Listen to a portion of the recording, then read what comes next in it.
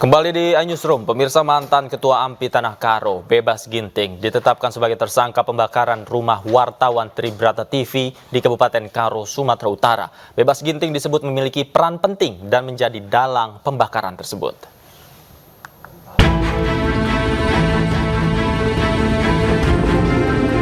Ketua DPD Angkatan Muda Pembangunan Indonesia atau AMPI Sumatera Utara angkat bicara terkait status Bebas Ginting di AMPI Tanah Karo. Bebas Ginting diketahui pernah menjabat sebagai Ketua AMPI Tanah Karo hingga tahun 2021. Sejak saat itu, Bebas tidak memperbarui status keanggotaannya baik di AMPI Sumut maupun Tanah Karo. Pada tahun 2022, AMPI Sumut sudah menunjuk pelaksana tugas Ketua AMPI Sumut dan Bebas Ginting sudah tidak tercatat sebagai anggota. Beliau pernah di AMPI, tapi masa jabatannya sudah berakhir di tahun 2021. Jadi memang beliau sudah tidak aktif lagi yang sejak tahun 2021. Dan di 2022 kita sudah melaksanakan tugas untuk menjadi AMPI Kabupaten Tanah Karo. Untuk status keanggotaannya sendiri, Bang, masih terdaftar atau gimana? Sampai saat ini beliau belum mengurus kembali untuk kepengurusan kita di AMPI Tanah Karo maupun di AMPI Sumatera Utara. Polres Tanah Karo telah menetapkan 3 orang tersangka dalam kasus pembakaran rumah wartawan Tribrata TV Sampurna Pasaribu. Bebas Ginting juga disebut-sebut sebagai dalang pembakaran yang menewaskan Sampurna dan keluarganya. Dari Medan, Sumatera Utara, Ahmad Ridwan Nasution, iNews melaporkan. Sementara itu, aksi pembakaran rumah wartawan asal Karo, Sumatera Utara, Sampurna Pasaribu pada 27 Juni yang lalu terekam kamera pengawas. Dalam rekaman kamera pengawas terlihat 2 orang eksekutor yang memantau rumah korban.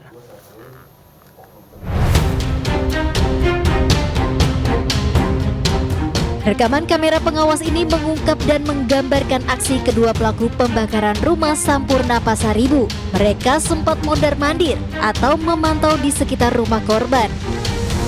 Pergerakan 2 pelaku berinisial R dan Y tengah berboncengan mengendarai motor yang melintas ke arah rumah korban. Tidak lama setelah itu muncullah api dari arah rumah korban.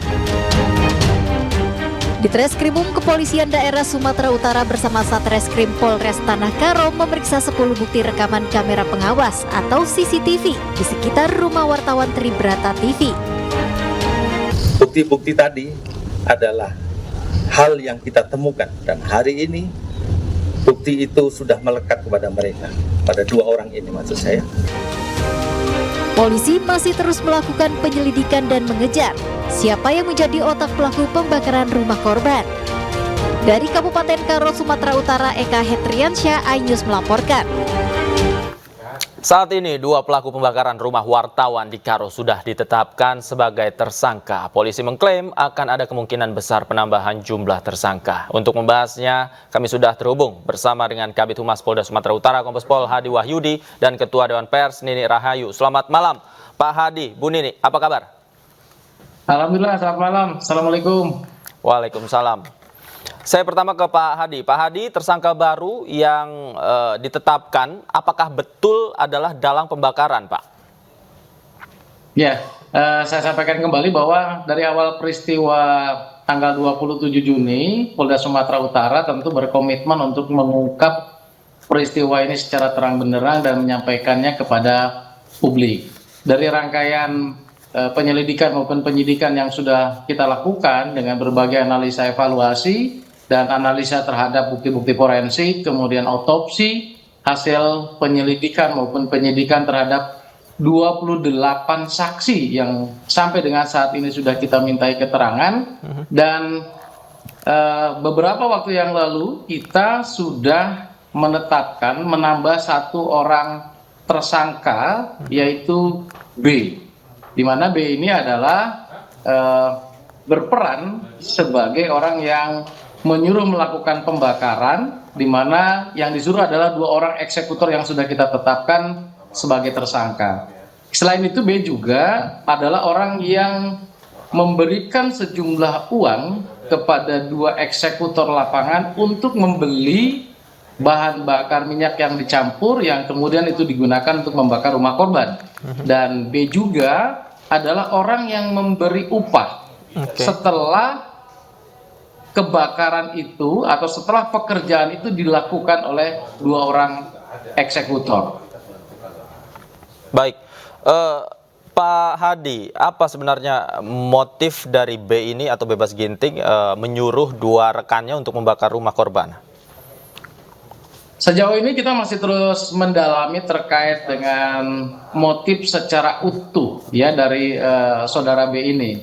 Namun demikian bahwa kita bisa mendapatkan analisa dari pola komunikasi yang dibangun antara B dengan salah seorang eksekutor, yaitu YST, bahwa sebelum peristiwa kebakaran itu yang bersangkutan ini rutin atau secara intens melakukan komunikasi dengan YST. Bahkan sesaat setelah YST dan RAS ini melakukan pembakaran, YST melaporkan bahwa tugasnya dia untuk membakar rumah korban sudah dikerjakan. Dari situ kita penyidik memiliki kekuatan dan keyakinan serta alat bukti yang cukup untuk menetapkan YST menetapkan B sebagai tersangka berikutnya. Terkait dengan motif, sekali lagi kami harus terus menggali dan mendalami dari B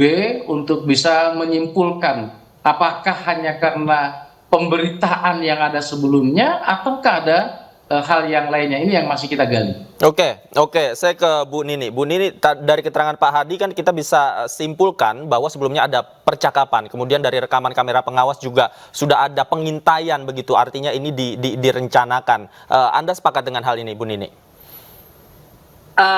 Tentu saya selaku Ketua Dewan Pers tidak ingin masuk sampai pada aktivitas yang menjadi tugas institusi kepolisian ya, karena penyidikan, investigasi terjadinya pembakaran, siapa pelakunya, kausalitas antara pelaku dengan pembakaran. Saya kira ini kewenangan institusi kepolisian ya. Nanti kita sama-sama tunggu bagaimana kerja keras yang dilakukan oleh kepolisian dalam mengungkapkan kronologis dari pembakaran dan motif dari pembakaran itu sendiri, lalu bagaimana kausalitasnya dengan indikasi-indikasi kerja profesi korban sebagai wartawan. Itu yang sesungguhnya kerja keras yang lanjutan yang sedang kita tunggu bersama-sama.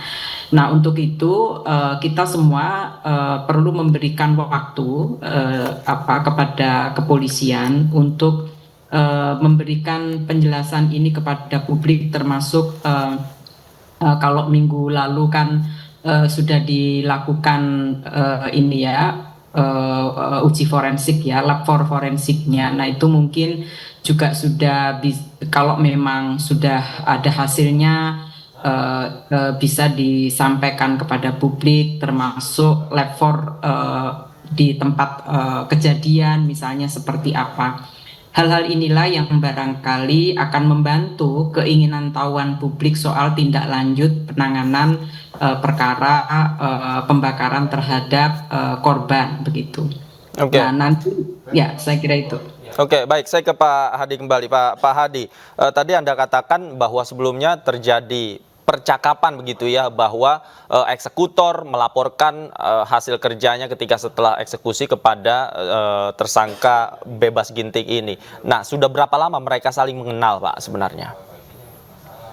Antara tersangka 3 orang ini dengan korban itu mereka sudah saling mengenal dan sudah sering berkomunikasi. Artinya bahwa satu dengan yang lainnya itu sudah mengetahui. Kemudian, ya halo? Iya, silakan Pak Hadi, silakan. Ya, kemudian terkait dengan pekerjaan yang dilakukan oleh tersangka yang baru ini, B. Ini B adalah pekerjaan sehari-harinya, dia adalah sebagai petani. Namun di beberapa waktu atau kesempatan dia sering berkomunikasi antara B, kemudian korban dan juga 2 eksekutor. kita bisa melihat dari terakhir di tanggal 26 itu ada percakapan intens. Kemudian di tanggal 27 pasca peristiwa kebakaran itu terjadi, ada juga laporan dari eksekutor melaporkan bahwa itu pekerjaan sudah dilakukan, sudah dikerjakan. Oke. Dia melaporkan balik Baik, kepada Pak Hadi, mohon maaf saya potong. B. Dalam percakapan tersebut tidak diungkapkan mengenai penyebabnya atau asal muasal mengapa perintah itu bisa dilakukan. Ini yang kita dalami, Oke. ini yang kita gali. Yang tadi saya sampaikan bahwa polisi terus melakukan pendalaman terkait dengan intensitas percakapan antara B dengan dua eksekutor. Ataukah ada mungkin percakapan yang lain di luar itu? Antara B dengan siapa? Ini juga yang sedang didalami oleh penyidik. Artinya bahwa saat ini kita sudah menetapkan 3 tersangka, itu sesuatu yang tentu progres yang luar biasa. Dari 10 hari proses penyelidikan dan penyidikan, kita sudah bisa membuka tabir bahwa ini adalah kebakaran dan ini adalah kejahatan. Kemudian kita juga bisa mengungkap dari 2 eksekutor. Sekarang kita bisa mengetahui atau menetapkan tersangka yang notabene-nya dia adalah orang yang menyuruh melakukan pembakaran tersebut. Oke, baik. Tadi Anda juga katakan bahwa ini bisa jadi benang merahnya terkait dengan pemberitaan sebelumnya. Nanti dijawab usai jeda, Pak Hadi dan Bu Nini. Kita akan segera kembali usai jeda berikut. Tetaplah di iNewsroom.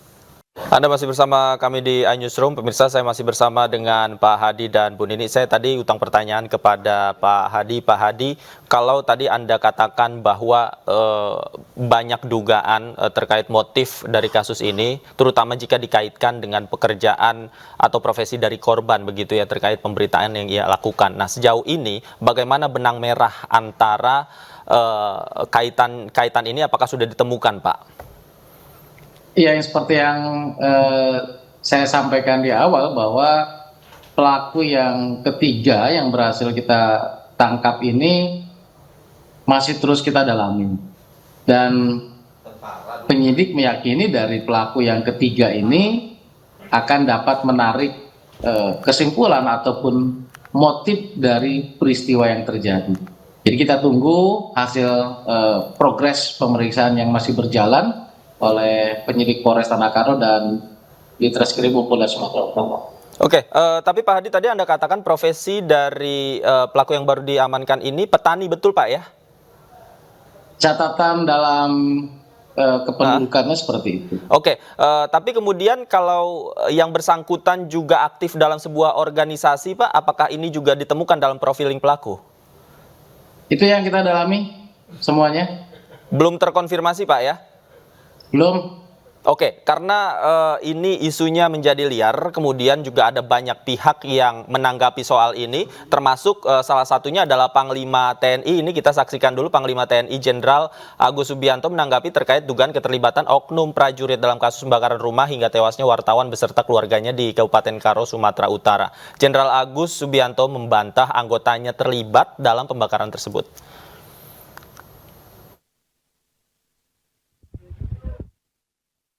Saya rasa dari Polri sudah mengatasi ya, yang rumah wartawan bakar sudah diatasi oleh Polri.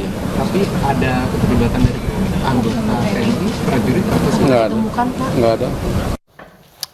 Ya, itu tadi pernyataan dari Panglima TNI Jenderal Agus Subianto. Saya ke Bu Nini. Bu Nini, tadi juga ini kan isunya akhirnya menimbulkan berbagai persepsi di publik, khususnya di kalangan para jurnalis begitu ya. Bagaimana kemudian Dewan Pers, apakah sudah melakukan investigasi internal, kemudian apa saja fakta-fakta atau data-data yang mungkin dimiliki oleh Dewan Pers, Bu Nini?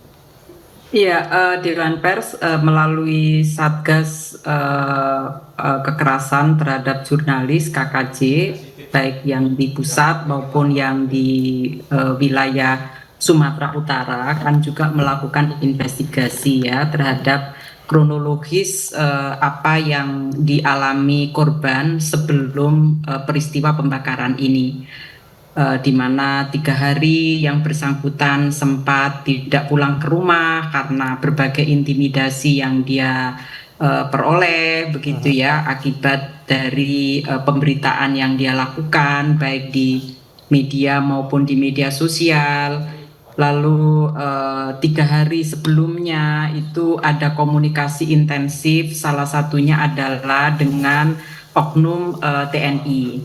Dan itulah kenapa Dewan Pers juga dalam konferensi pers tanggal 2 Juli yang lalu berharap TNI juga melakukan investigasi terkait dengan oknum yang sempat melakukan komunikasi intensif dengan korban sebelum peristiwa ini terjadi. Bahwa ada keterhubungan atau tidak, ini adalah tugas kepolisian untuk menemukan.